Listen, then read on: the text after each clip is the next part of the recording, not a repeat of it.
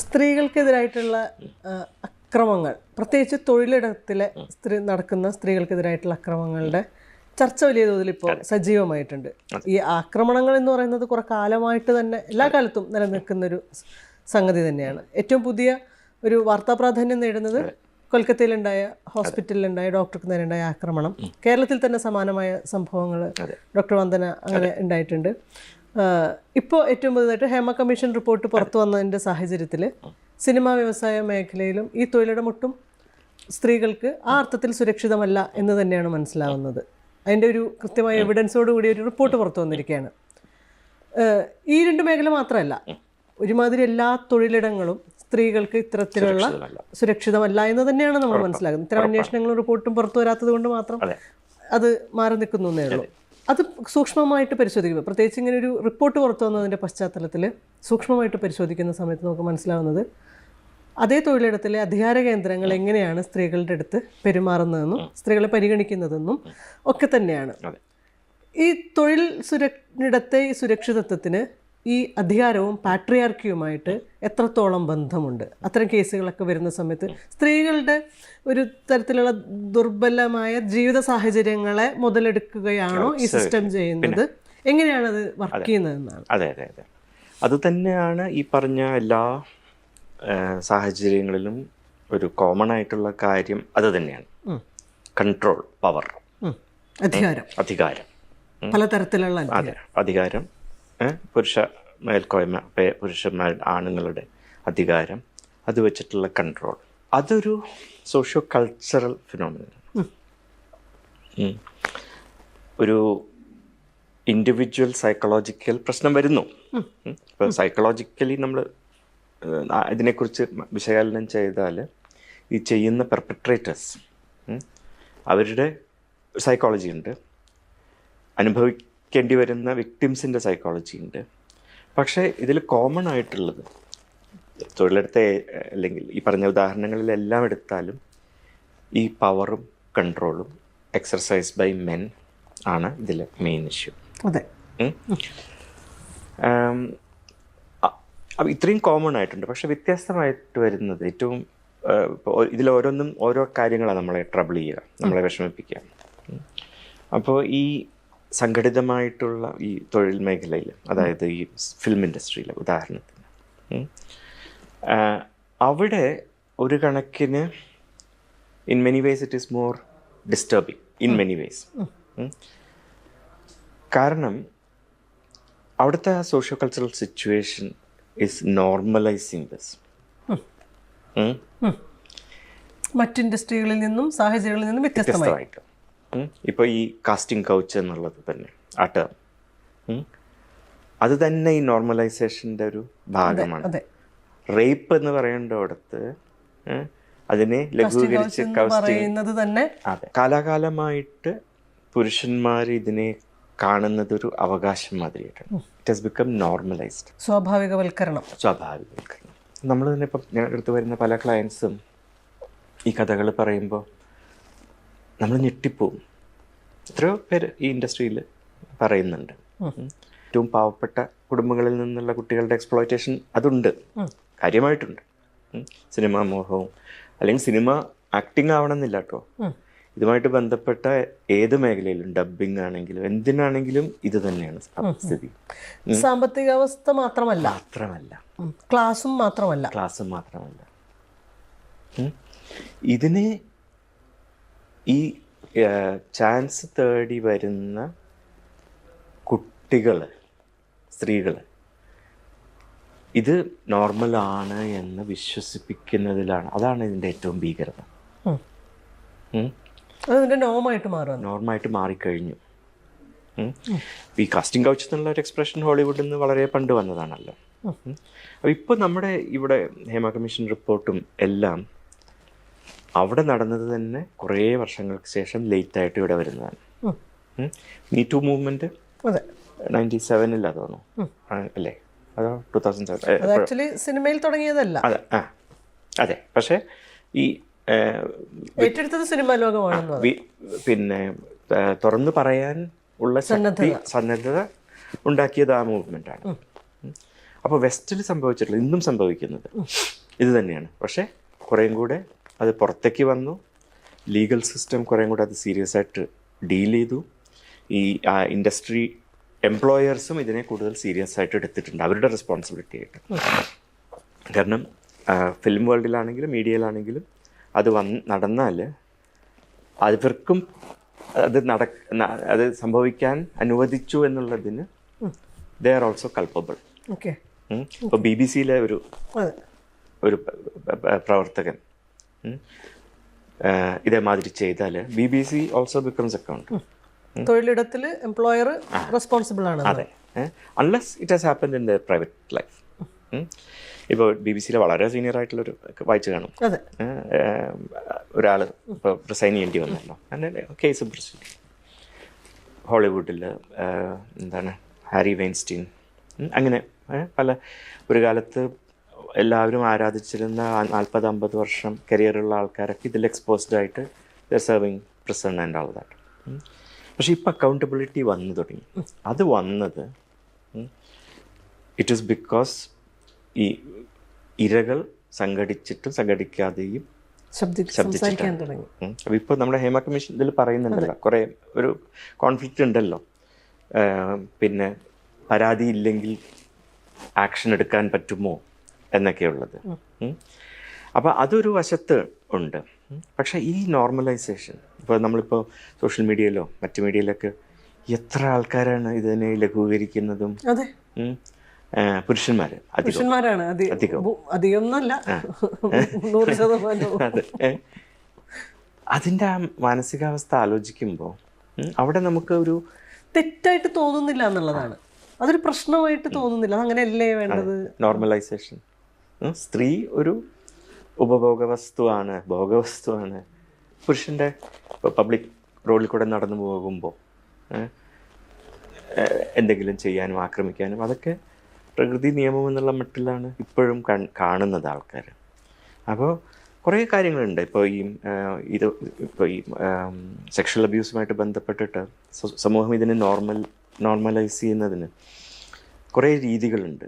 Rape myths എന്ന് പറയും. അതായത് ഇപ്പം നമ്മുടെ ഇപ്പോഴത്തെ സോഷ്യൽ മീഡിയയിലെ കമൻസ് നോക്കിയാൽ തന്നെ ഈ റേപ്പ് മിത്തുകളിൽ ഏതിലെങ്കിലും ഒന്ന് പെടുത്താൻ നമുക്ക് പറ്റും. അതായത് ഒന്ന്, the only rape which is not acceptable. ഇപ്പോൾ കൽക്കത്തയിൽ സംഭവിച്ച മാതിരി ജോലി സ്ഥലത്ത് അതിക്രമിച്ച് കയറി ഒരു സ്ത്രീയെ ബലാത്സംഗം ചെയ്ത് കൊന്നു എന്നുള്ളത് ജനത്തിനെ അക്സെപ്റ്റ് ചെയ്യാൻ പറ്റും. അത് പാടില്ലായിരുന്നു. അതാണ് ഒരു വലിയ വ്യത്യാസം. അപ്പോൾ ക്വൈറ്റ് കറക്റ്റ്ലി നിർഭയ സംഭവത്തിന് ശേഷവും ഒക്കെ എല്ലാവരും ഇളകി മറിയുന്നത്. പക്ഷെ ഇങ്ങോട്ട് എത്തുമ്പോൾ ഈ റേപ്പ് മിത്തുകൾ വരികയാണ്. ഒന്ന്, ഈ വിക്ടിമിന് ഇതിനകത്ത് റോൾ ഉണ്ട് എന്നുള്ള. അതെ.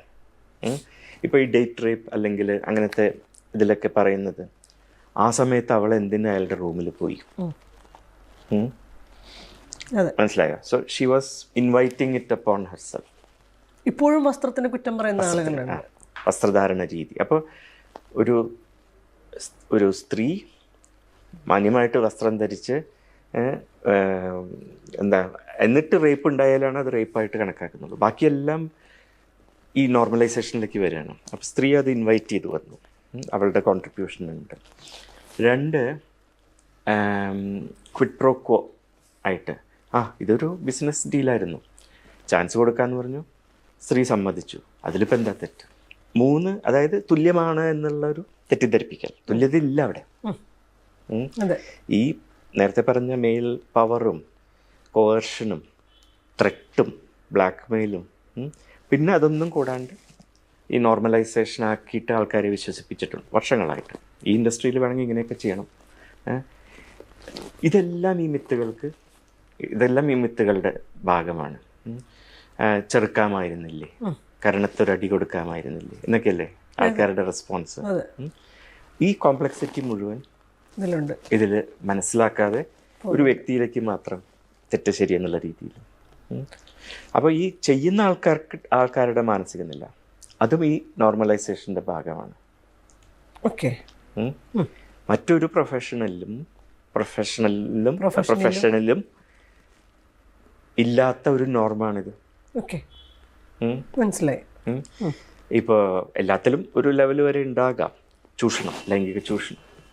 പക്ഷെ ഇത് ഇവിടെ കംപ്ലീറ്റ്ലി നോർമലാണ്. ഇങ്ങനെ ആയാലും ഇത് സാധ്യമാവൂ എന്നുള്ളത് രീതിയിലേക്ക് കാര്യങ്ങൾ മാറും. കുറേ കാര്യങ്ങൾ അങ്ങനെയുണ്ട്. ഇപ്പോൾ ഡോക്ടർമാരുടെ ഇടയിൽ തന്നെ ഗിഫ്റ്റ് കിട്ടുക, വാങ്ങുക, നോമാണ്. ഞങ്ങൾക്ക് ഒരു അവകാശം. അതിൽ തെറ്റില്ല, കൈക്കൂലി കൊടുക്കുന്ന പോലെ. അതെ അതെ, അതിൽ തെറ്റ് ശരി എന്നുള്ളതൊക്കെ ബ്ലേഡായി. അപ്പോൾ അങ്ങനെ ബാക്കി സ്ഥലങ്ങളിലൊക്കെ നോർമലായിട്ടുള്ള ആൾക്കാരാണ് ഇത് നിരന്തരം ചെയ്തുകൊണ്ടിരിക്കുന്നത്. പിന്നെ ഇതിന് എനിക്കത് ഈ അനക്ഡോട്ടൽ തെളിവേ ഉള്ളൂ കേട്ടോ, എക്സ്പീരിയൻസ് എന്ന്. വരുന്ന കുട്ടികൾ പലരും പറയുന്നത്, ഇങ്ങനെ അബ്യൂസ്ഡ് ആയിട്ട് വരുന്ന പലരും പറയുന്നത് ഇവിടെ ഡ്രഗ്സും ആൽക്കഹോൾ അബ്യൂസ് ഇതിലൊരു വലിയ ഫാക്ടറാണെന്നുള്ളത്. അതായത് സിനിമാ രംഗത്ത് നിന്ന് തന്നെ നമ്മുടെ അടുത്ത് ഒരുപാട് ആളുകൾ വരുന്നുണ്ട്. സിനിമ എന്ന് വെച്ചാൽ അറിയപ്പെടുന്നതായിട്ട് വലിയ ആൾക്കാരല്ല, പക്ഷെ ആൽബംസിൽ അഭിനയിക്കാൻ വരെ ഇത് തന്നെയാണ്. സിനിമ പോട്ടെ, ആരോ എടുക്കുന്ന ആൽബംസില്ലേ, അതിൽ കൂടെ പലരും പ്രശസ്തരാകുമല്ലോ, അവിടെ വരെ ഇത് സംഭവിക്കുന്നുണ്ട്. അപ്പോൾ ആ വിധേയത്വം ഉണ്ടാക്കിയെടുക്കുന്ന മേൽ ഒരു സമൂഹം, സിസ്റ്റം, അത് നോർമലൈസ് ചെയ്തിട്ട് അതിൽ തെറ്റില്ല എന്ന് വിചാരിക്കുന്ന പുരുഷന്മാർ മദ്യവും ഡ്രഗ്സും ഉപയോഗം അതും നോർമലൈസ് ചെയ്യപ്പെട്ടിട്ട് ഈ വിക്ടിമും ചിലപ്പോൾ അതിൽ പാർട്ടായിരിക്കും. ഇതെല്ലാം കൂടിയിട്ടുള്ള ഒരു സങ്കീർണമായിട്ടുള്ള ഒരു സിറ്റുവേഷനാണ്.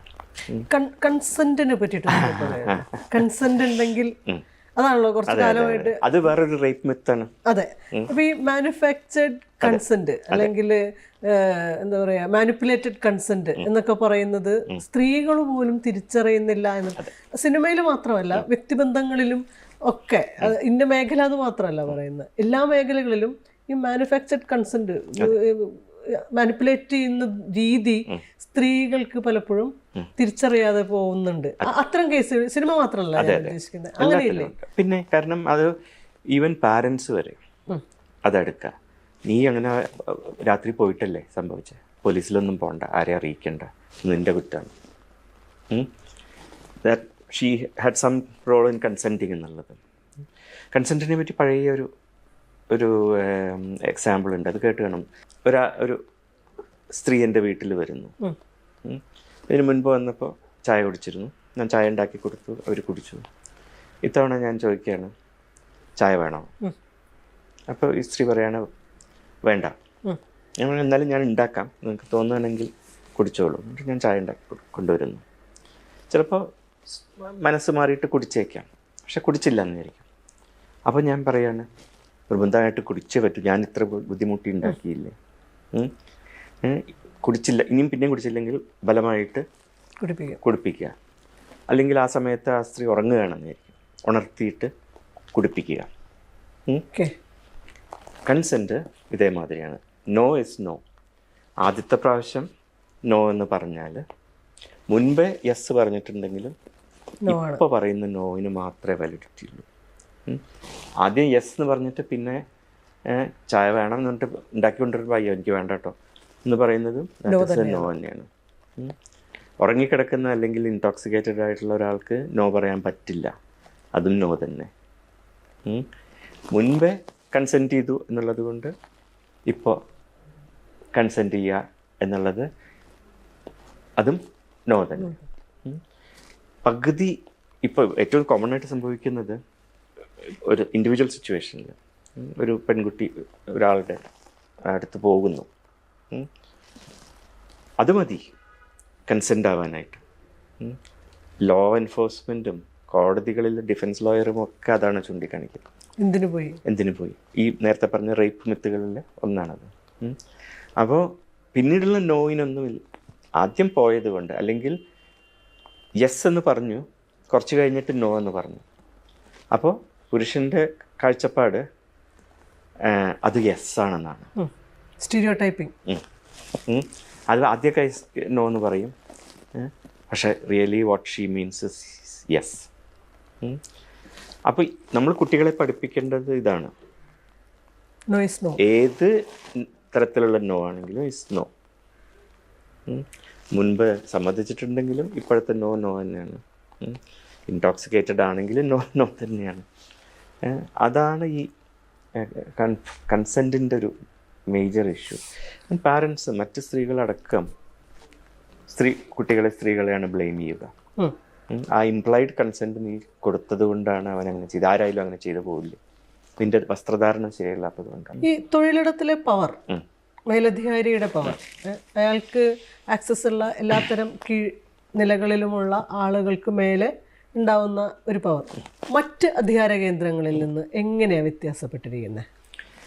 എല്ലായിടത്തും പുരുഷൻ്റെ പവർ തന്നെയല്ലേ ഇഷ്യൂ.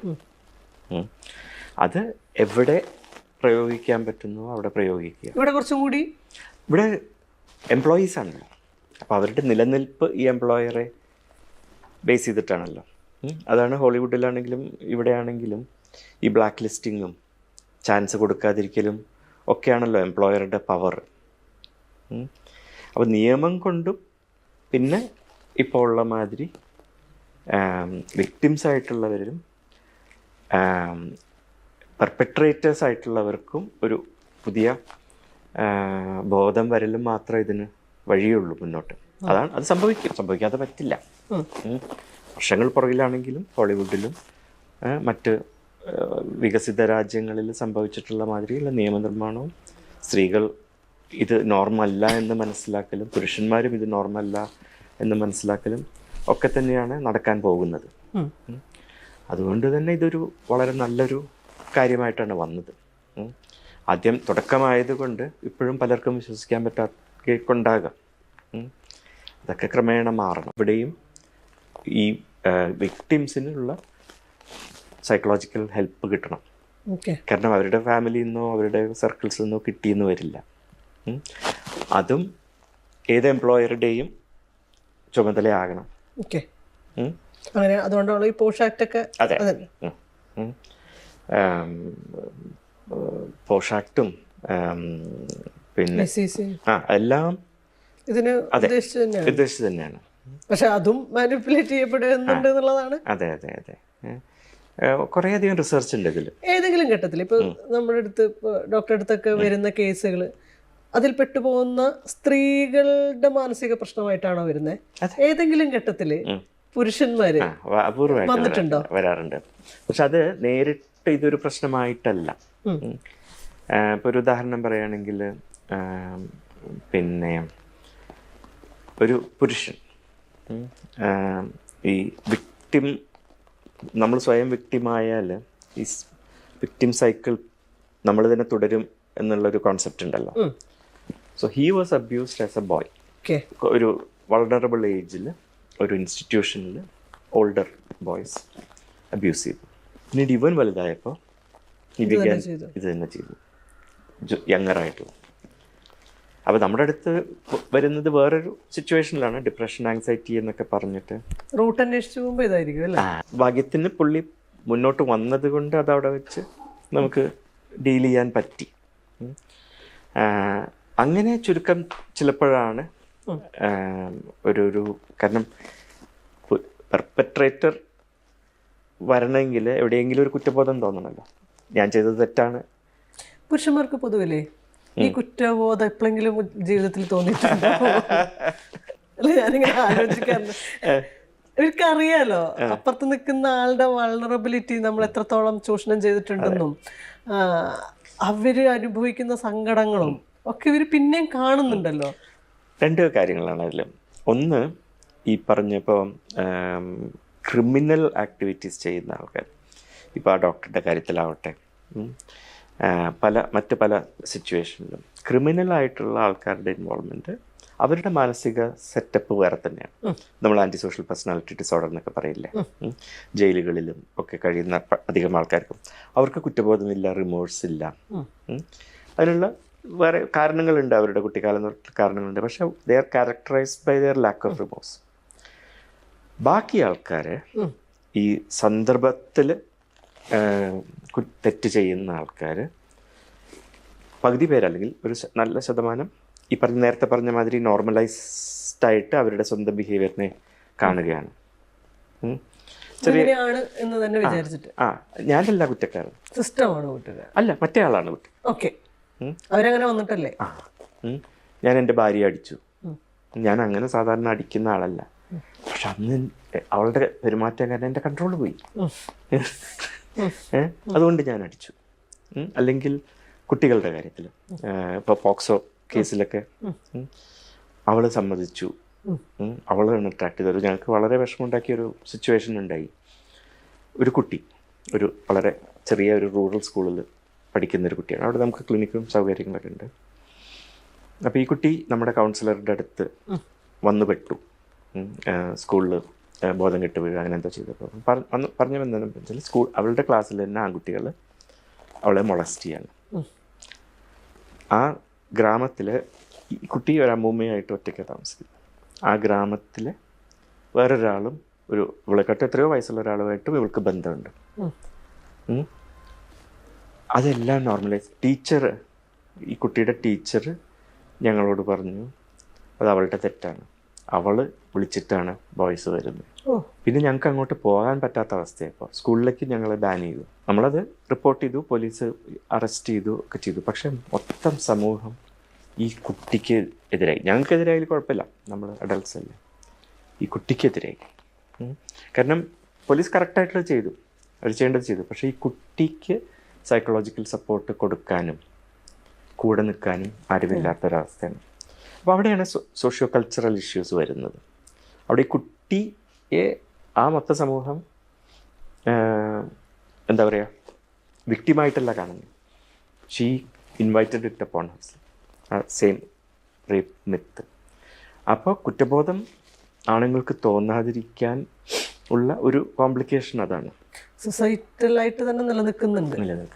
കുറ്റബോധം തോന്നിപ്പിക്കാതിരിക്കാൻ കൈക്കൂലിയുടെ പറഞ്ഞ മാതിരി അതിനൊക്കെ ഒരു ഫ്രെയിം വർക്ക് നമ്മൾ ഉണ്ടാക്കി വെച്ചിരിക്കും. അതിൽ എക്സെപ്ഷൻസ് ഇല്ലല്ലേ? എക്സെപ്ഷൻസ് ഉണ്ടാകും. ഒരു ആഗ്രഹം കൊണ്ട് ചോദിക്കുന്നു. ആണുങ്ങളെ ഡിഫെൻഡ് ചെയ്യേണ്ട ഒരു ആവശ്യം എനിക്കുണ്ടല്ലോ. അപ്പോൾ ഉണ്ട് തന്നെയാണ്. കാരണം അങ്ങനെ കംപ്ലീറ്റ് ബ്ലാക്ക് ആൻഡ് വൈറ്റ് ആയില്ലല്ലോ കാര്യങ്ങൾ.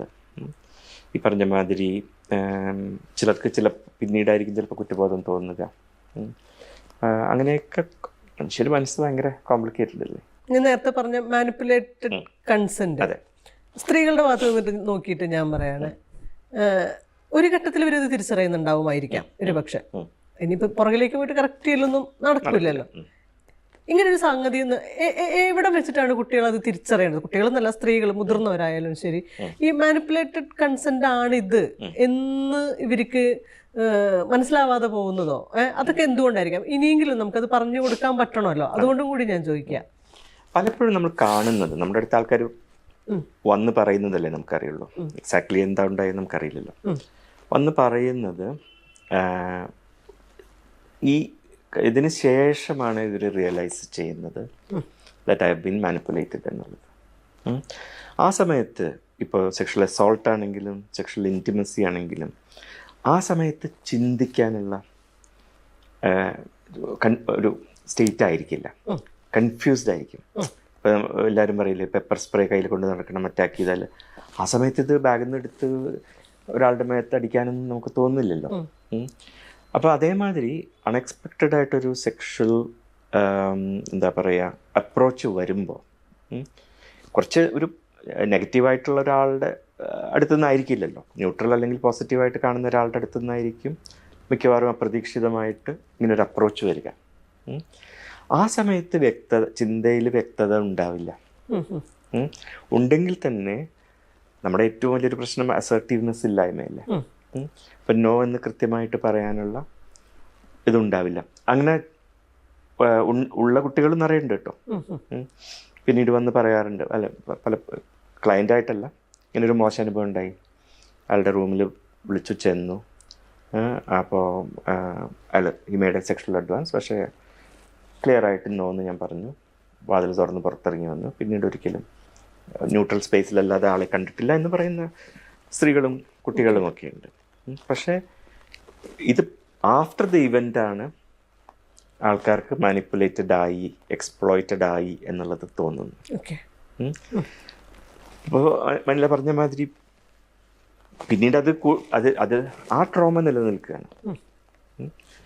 പിന്നീട് അത്തരം സിറ്റുവേഷനിൽ എന്താ പറയുക, ഇൻവോൾവ് ആവാതിരിക്കാൻ ആൾക്കാർക്ക് നോക്കാൻ പറ്റും. അങ്ങനെയാണോ സംഭവിക്കുന്നത്? തിരിച്ച് ഒരിക്കൽ 1 or 2 തവണ ഇത്തരം ഇതിൽ പെട്ടുപോയാൽ പിന്നെ അത് തുടരാനുള്ള ടെൻഡൻസി ഉണ്ട്, അങ്ങനെ ഓഫ് കോഴ്സ് ഉണ്ട്.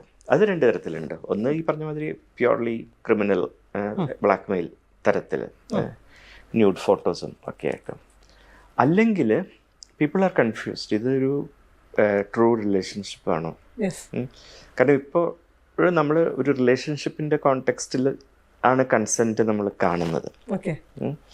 പിന്നീടാണ് മനസ്സിലാവുന്നത് ഇത് ഒരു ഹെൽത്തി ട്രൂ റിലേഷൻഷിപ്പ് അല്ല. ഈ വ്യക്തി പ്യുവർലി മാനിപ്പുലേറ്റ് ചെയ്യുകയായിരുന്നു എന്നുള്ളത്. That may happen after many such encounters. പിന്നീട് ഡാമേജിന് ശേഷമാണല്ലോ നമ്മൾ ഇൻവോൾവ് ചെയ്യുന്നത്.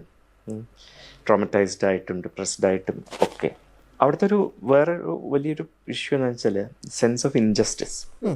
ആള് ഇപ്പോഴും സമൂഹത്തിൽ അതേ ഫിഗറായിട്ട് ഇങ്ങനെ നടക്കുകയാണ്. കോളേജുകളിൽ ലെക്ചറേഴ്സ് അല്ലെങ്കിൽ ഒരു എന്താ പറയുക, എല്ലാവരും റെസ്പെക്ട് ചെയ്യുന്ന ലുക്ക് ആരാധിക്കുന്ന ആൾക്കാർ, വിപ്ലവം അങ്ങനെ എന്തൊക്കെയൊക്കെ പറഞ്ഞു നടക്കുന്ന ആൾക്കാർ. പക്ഷെ അവരുടെ വ്യക്തി ജീവിതത്തിലേക്ക് വരുമ്പോൾ ഈ പറയുന്നതൊന്നുമില്ല എന്നുള്ള തിരിച്ചറിവ് വരുന്നു. അദ്ദേഹം പിന്നെയും നോർമലായിട്ട് നടക്കുകയാണ്. അപ്പോൾ ഒരു ഹ്യൂജ് സെൻസ് ഓഫ് ഇൻജസ്റ്റിസ്, അനീതി. അപ്പോൾ കൗൺസിലിങ്ങിലൂടെ ഇതെല്ലാമാണ് നമ്മൾ സഹായിക്കാൻ ശ്രമിക്കുന്ന ആൾക്കാരെ.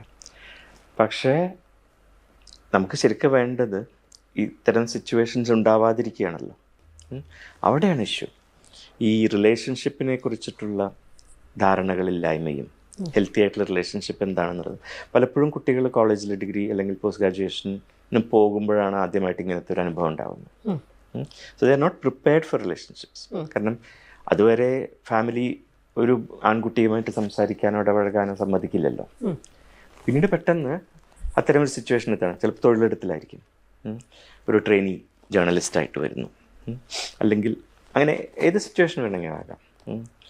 അവിടെയൊക്കെ ഈ ഡൈനാമിക്സ് വരികയാണ്. ഒന്ന്, systematic use of power and control.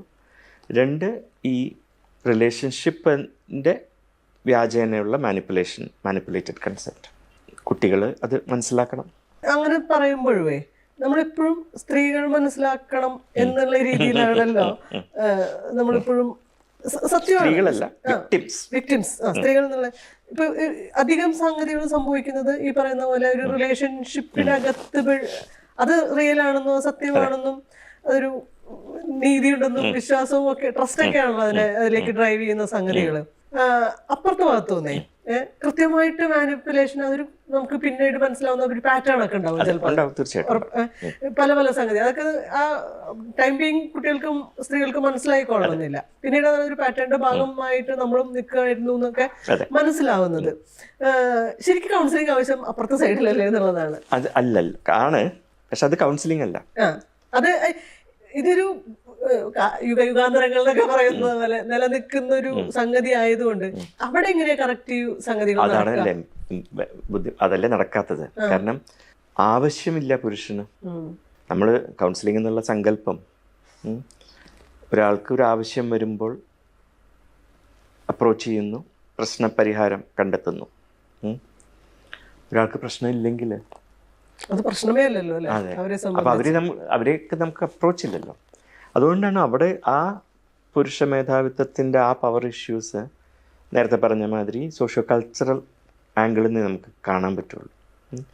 ആരും പവർ, അധികാരം ഇത് ടോക്സിക് ആണ് എന്ന് പറഞ്ഞ് കുറയ്ക്കാൻ ശ്രമിക്കുകയോ വിട്ടുകൊടുക്കുകയോ ചെയ്യില്ല. കൂടുതൽ സ്ട്രോങ് ആക്കാൻ. അതെ, they have to be made to give up power. അപ്പോൾ നമ്മൾ വിക്ടിമിനെ ബ്ലെയിം ചെയ്യുകയല്ല, പക്ഷേ പല സിറ്റുവേഷനിലും പെർപെട്രേറ്റേഴ്സിനെ നേരെയാക്കാൻ നമുക്കൊരു വഴിയുമില്ല. സിസ്റ്റം അങ്ങനെയാണ്. പാട്രിയാർക്കലാണ്. കുറഞ്ഞു വരുമായിരിക്കും. അപ്പോൾ അതുവരെ റോഡിൽ കൂടെ നടക്കുമ്പോൾ നമ്മളെ കാറിടിക്കാതെ നോക്കാനല്ലേ നമുക്ക് പറ്റുള്ളൂ. കാർ ഓടിക്കുന്ന ആളുടെ ബിഹേവിയർ നമുക്ക് മാറ്റാൻ പറ്റിയെന്ന് വരില്ലല്ലോ. നിയമങ്ങളൊക്കെ ഉണ്ടാക്കാൻ നിയമങ്ങൾ ഉണ്ടെങ്കിലും നമ്മൾ സൂക്ഷിച്ചില്ലെങ്കിൽ കാർ വന്നിരിക്കും. അപ്പോൾ അവിടെ നിന്നാണ് ഈ ഇങ്ങനെ നമ്മൾ പറയുന്നത്. പുരുഷനായാലും സ്ത്രീ ആയാലും കുട്ടികളെ സിസ്റ്റമിക് ചേഞ്ച് തന്നെയാണ് വേണ്ടത്. നിയമങ്ങളിൽ കൂടിയും അല്ലാതെയും എല്ലാം കർശനമാക്കുകയും അതെ അതെ അതിൽ സ്റ്റേറ്റിന്റെ റോള് ഭയങ്കര അല്ലേ? പിന്നെ സ്റ്റേറ്റിനാണല്ലോ ഇപ്പോൾ എംപ്ലോയർ. ഈ ഒരു പർട്ടിക്കുലർ ഇഷ്യൂവിൽ തന്നെ ഹേമ കമ്മിറ്റി റിപ്പോർട്ട് വന്നു. അത് 4.5 വർഷം പുറത്തു വിടാതെ സ്റ്റേറ്റ് വെച്ചു എന്ന് പറയുന്നിടത്താണ് സ്റ്റേറ്റ് എന്തൊക്കെ ന്യായീകരണങ്ങൾ പറഞ്ഞാലും അവിടെ തന്നെയാണ് അതിന്റെ പ്രശ്നം കിടക്കുന്നത് തോന്നുന്നു അല്ലേ? അതെ അതെ ആബ്സല്യൂട്ട്ലി. അപ്പം അതാണല്ലോ ഇതിൽ ഏറ്റവും പെർട്ടിനൻ്റ് ആയിട്ടുള്ളൊരു ചോദ്യം. ഇത്രയും ഇതൊരു വിവരാവകാശ കമ്മീഷൻ വേണ്ടി വന്നു. അൾട്ടിമേറ്റ്ലി ഇതെല്ലാം സോഷ്യോ കൾച്ചറൽ സിസ്റ്റമിക് പ്രോബ്ലംസ് ആണ്. അതിൽ ഇൻഡിവിജ്വൽ സൈക്കോളജി മനസ്സിലാക്കിയിട്ട് നമ്മൾ ഇൻഡിവിജ്വൽസിനെ നമ്മുടെ അടുത്ത് വരുന്നവരെ സഹായിക്കാൻ ശ്രമിക്കുന്നു എന്ന് മാത്രം. കുറേയൊക്കെ ഈ പറഞ്ഞ മാതിരി ആൾക്കാർ സ്വയം തിരിച്ചറിഞ്ഞ് മാറാൻ ഇതുവരെ ചരിത്രത്തിൽ അങ്ങനെ വ്യക്തികളല്ലാണ്ട് മാസ്സായിട്ട് നടന്നിട്ടുള്ളൊരു ചരിത്രമില്ല.